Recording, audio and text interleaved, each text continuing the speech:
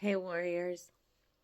So, this is going to sound repetitive, but that's actually the point of the video.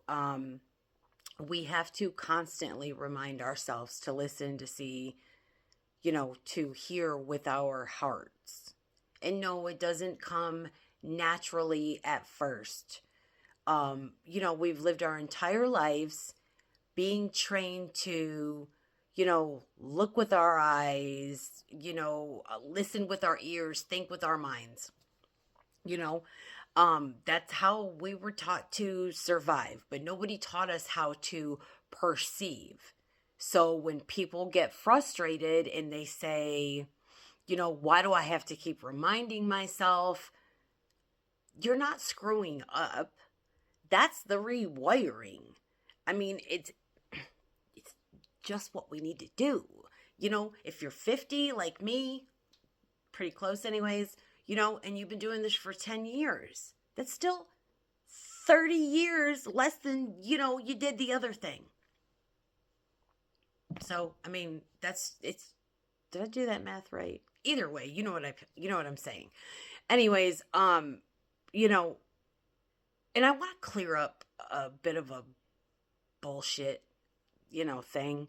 Repetition does not mean that you fucked up. It doesn't mean that you're stuck. It doesn't mean that you're not getting it. The repetition means that you are building a new baseline. You know, you're teaching your nervous system a new way of being in this world. That takes repetition. That's going to take patience, and that's going to take a whole lot of compassion for yourself. Okay?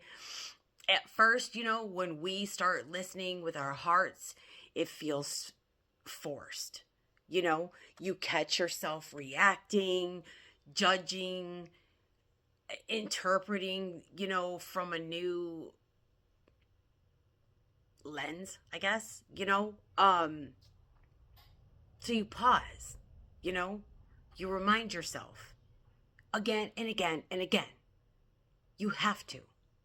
That's all there is to it. Do you know what I mean? Until you have got it. And one day, you don't need that reminder anymore. It just becomes who you are. Okay?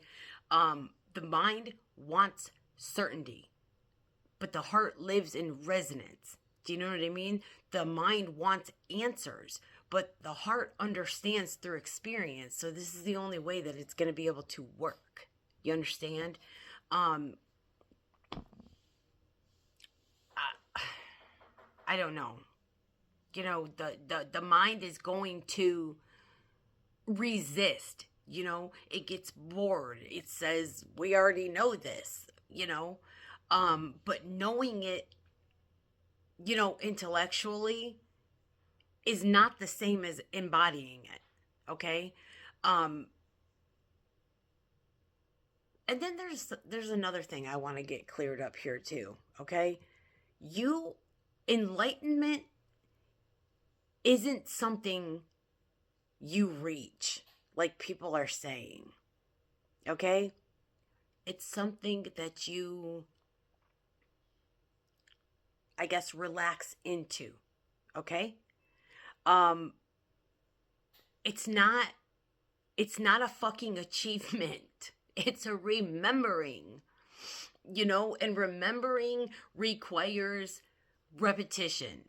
Not because, the truth is so far out there, it's in you, but because we have practiced forgetting for so damn long, like I said.